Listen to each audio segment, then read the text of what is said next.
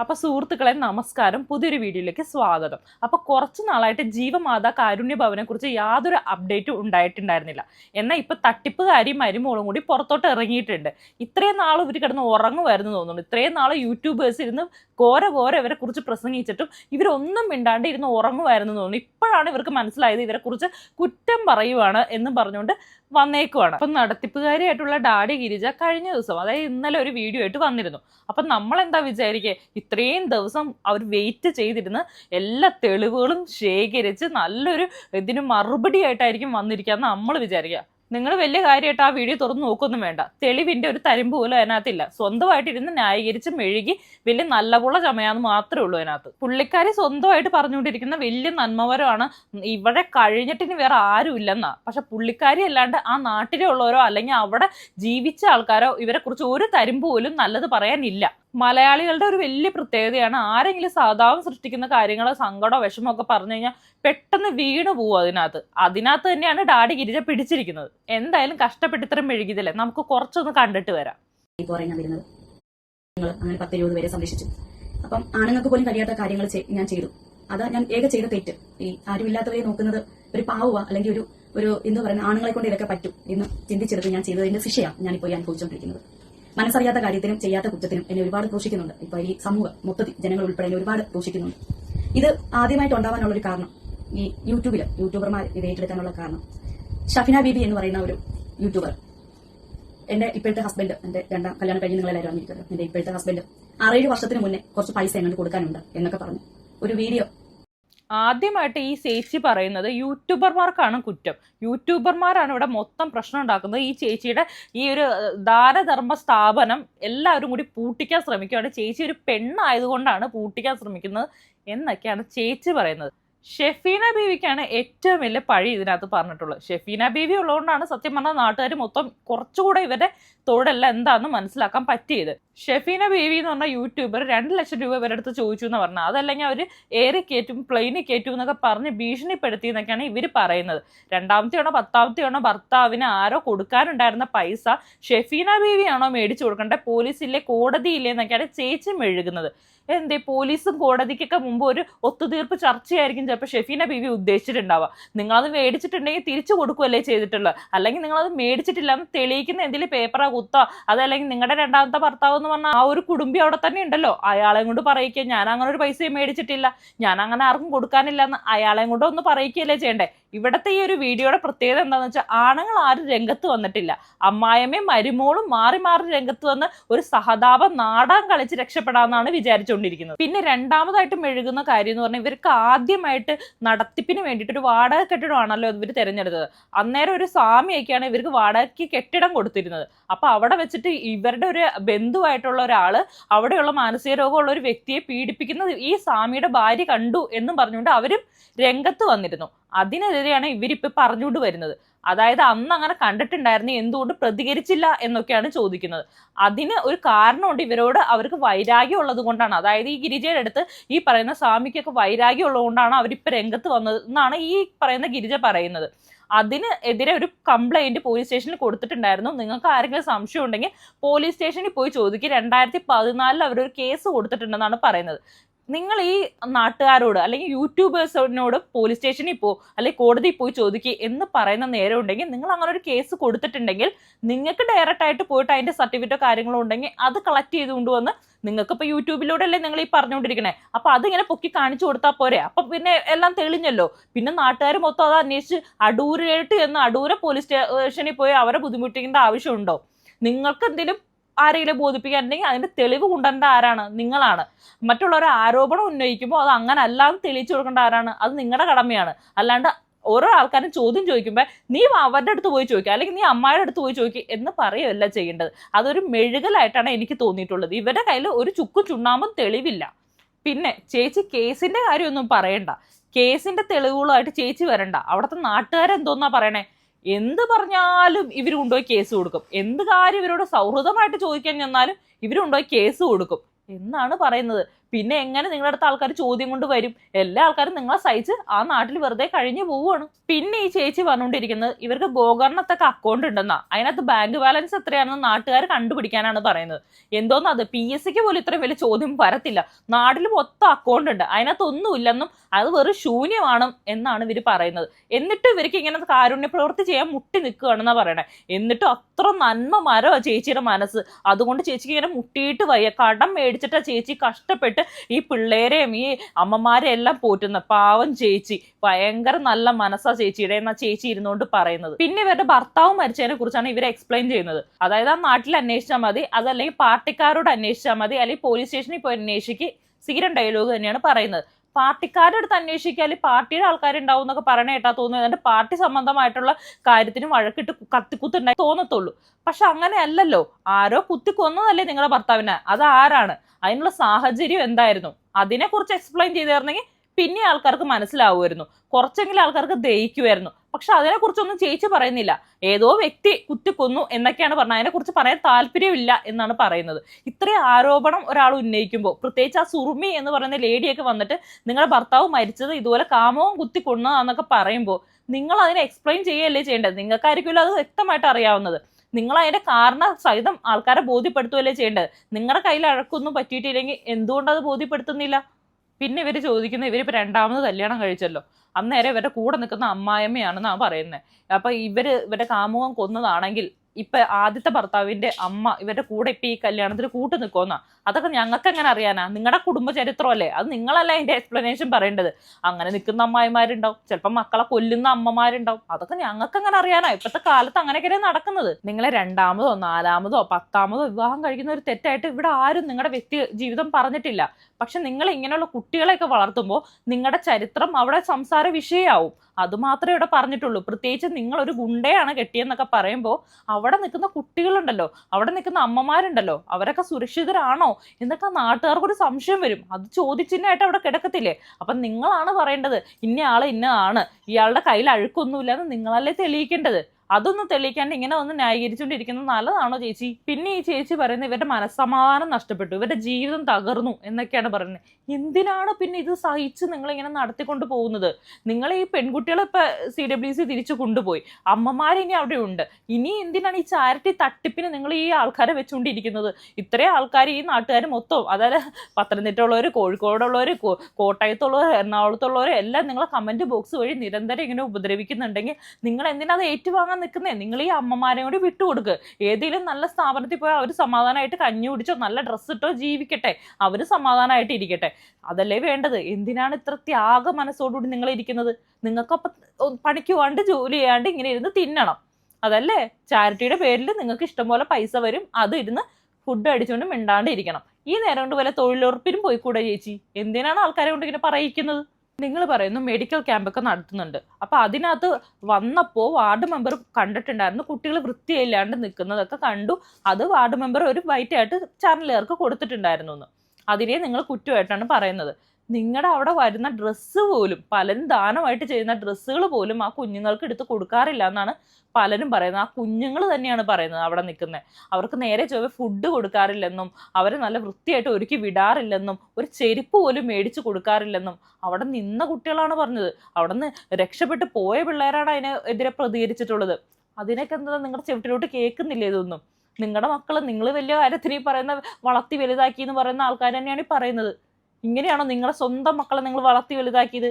വൃത്തിയില്ലാണ്ട് ഇങ്ങനെ വളർത്തി വലുതാക്കുമായിരുന്നോ? ചെരുപ്പ് മേടിച്ചു കൊടുക്കാണ്ട് ഇങ്ങനെ വളർത്തി വലുതാക്കാമായിരുന്നോ?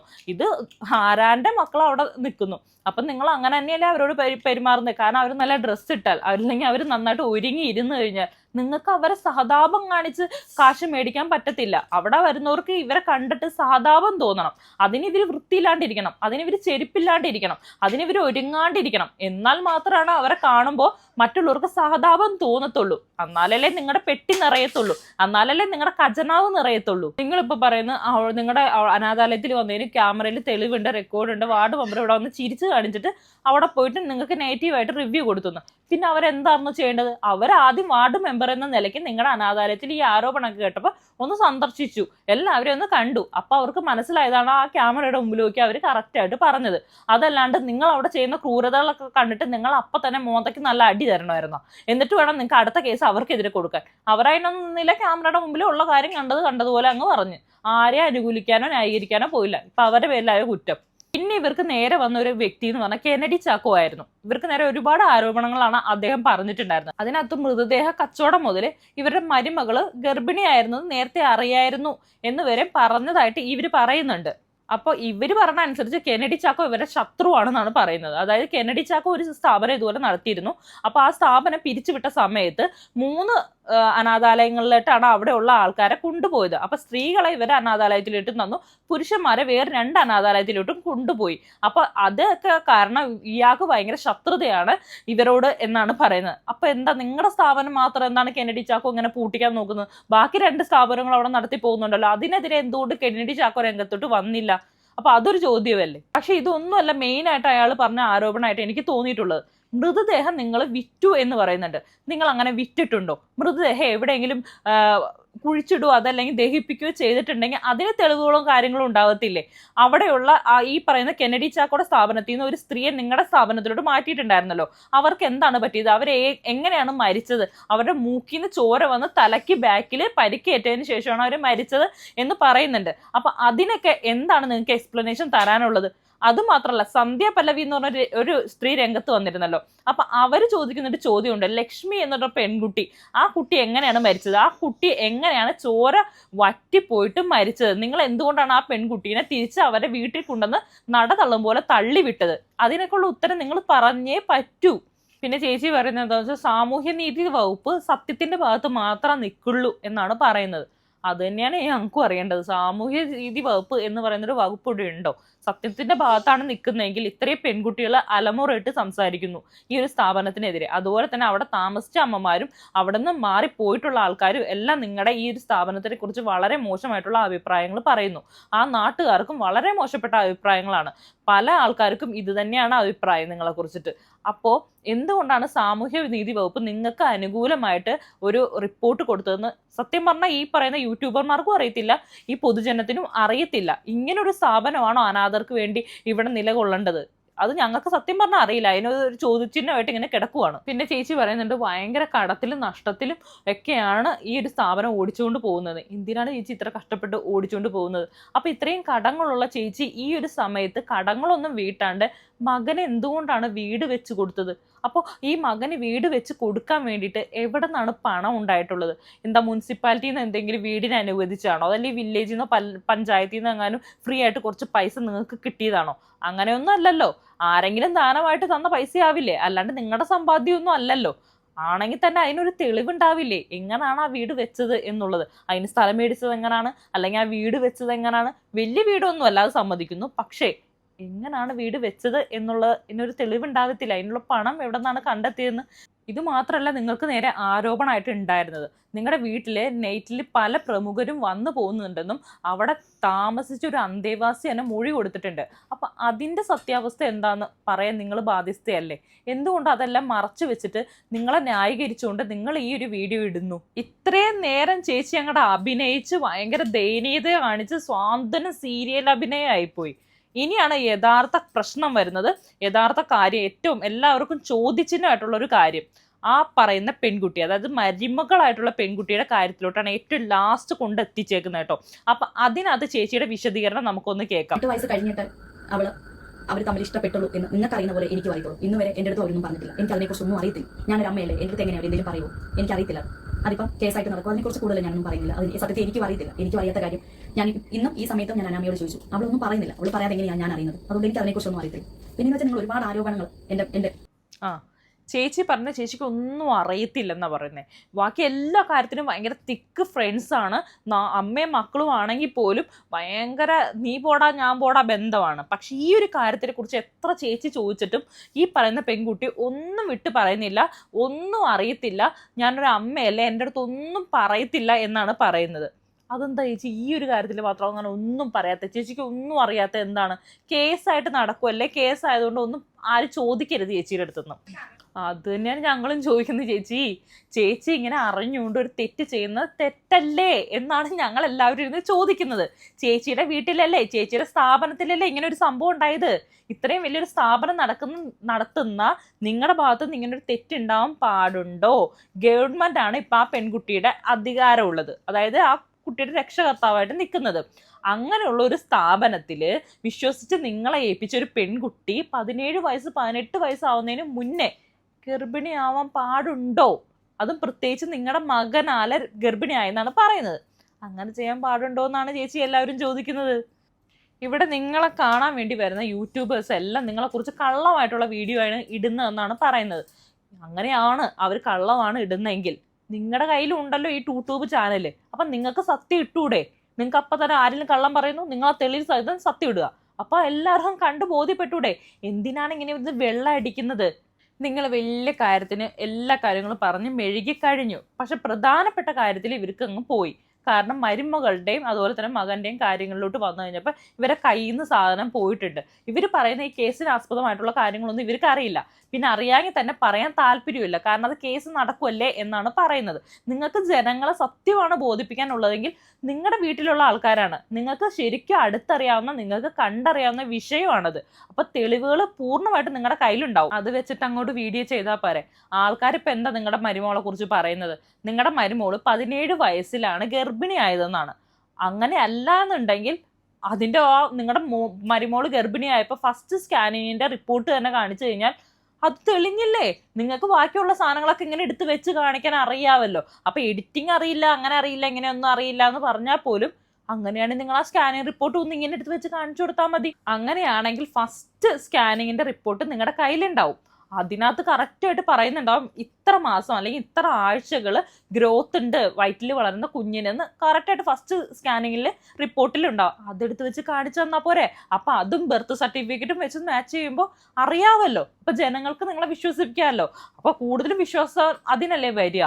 അതും മാത്രമല്ല, ഇനിയിപ്പോൾ 7-ാം മാസത്തിലുണ്ടായ ഒരു കുഞ്ഞാണെങ്കിൽ ആ ബർത്ത് സമയത്ത് ഉണ്ടാവുന്ന ഒരു രേഖ കാര്യങ്ങളോ ഉണ്ടാവത്തില്ലേ? ഇത് മാസം തികയാണ്ട് പ്രസവിച്ച ഒരു കുഞ്ഞാണെന്നുള്ളൊരു തെളിവ് അവിടെ നിന്നും ഹോസ്പിറ്റലിൽ നിങ്ങൾക്ക് തന്നെ മേടിച്ചെടുക്കാൻ പറ്റുമല്ലോ. ഇത്രയും വിവാദമായിട്ടുള്ള വിഷയമാകുമ്പോൾ അങ്ങനെയല്ലേ ചെയ്യേണ്ടത്? ഇത് മാസം തികയാണ്ട് വന്ന കുഞ്ഞാണെന്ന് തെളിയിക്കുകയല്ലേ വേണ്ടത്. ചുമ്മാ ഇരുന്നുകൊണ്ട് മെഴുകാണ്ട് CWC എന്തിനാണ് അവിടെ വന്നിട്ട് ആ കുട്ടി മാസം തികഞ്ഞാണ് പ്രസവിച്ചതെന്ന് റിപ്പോർട്ട് കൊടുത്തത്? അതനുസരിച്ച് പോലീസ് എന്തിനാണ് കേസ് എടുത്തത്?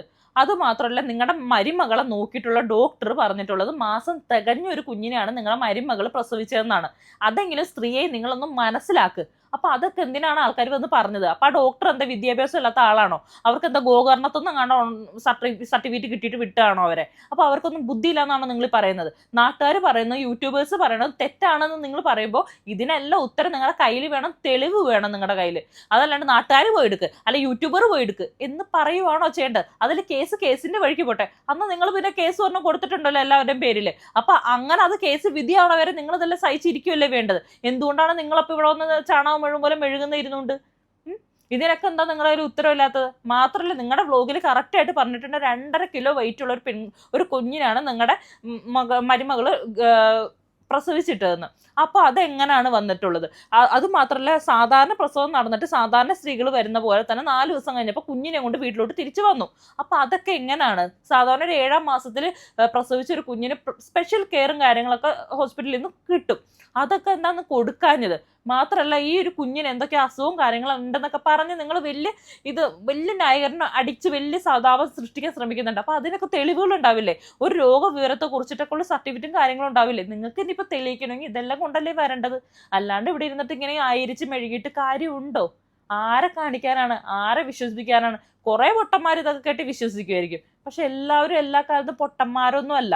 ഇതിനൊക്കെ തെളിവുണ്ടെങ്കിൽ അത് കൊണ്ടുപോവാ. അല്ലാണ്ട് ഇവിടെ ഇരുന്ന് വെറുതെ മെഴുകിയിട്ട് കാര്യമില്ല. നിങ്ങളുടെ കയ്യിൽ എല്ലാത്തിനും തെളിവുണ്ടെന്ന് പറഞ്ഞല്ലോ. അപ്പൊ അറ്റ്ലീസ്റ്റ് ഈ പറഞ്ഞ തെളിവെങ്കിലും നിങ്ങളൊന്ന് കൊണ്ടുപോവാ. അങ്ങനെയാണ് ഈ പറയുന്ന എല്ലാവരും നിങ്ങൾക്ക് അനുകൂലമായിട്ട് യൂട്യൂബിൽ വീഡിയോയും ചെയ്യും. നിങ്ങൾക്ക് അത് കൂടുതൽ ഹൈപ്പല്ലേ കിട്ടത്തുള്ളൂ. എന്തുകൊണ്ടാണ് അതിൻ്റെ ഒന്നും കാര്യങ്ങൾ സത്യാവസ്ഥകൾ പറയാത്തത്? കാരണം അതൊക്കെ പറഞ്ഞു കഴിഞ്ഞാൽ പോക്സോ വകുപ്പ് പിന്നെയും വരുമല്ലേ. അതുകൊണ്ടല്ലേ, അത് പൊങ്ങി വരാണ്ടിരിക്കാനല്ലേ നിങ്ങളിങ്ങനെ മറ്റുള്ളവരെ വായ അടപ്പിക്കാൻ നോക്കുന്നത്. അപ്പൊ ഇതൊക്കെയാണ് ജീവമാതയിലെ ഡാഡി ഗിരിജയുടെ മെഴുകല്. ഇനി ഇതിന് ഒപ്പം തന്നെ വേറൊരാളും കൂടി മെഴുകാൻ വേണ്ടി വന്നിട്ടുണ്ട് ഇവരെ മരുമോള്. അപ്പൊ അതെന്താണെന്ന് നമുക്ക് നോക്കാം കേട്ടോ. അപ്പൊ പുതിയൊരു വീഡിയോ ആയിട്ട് തന്നെ ബൈ.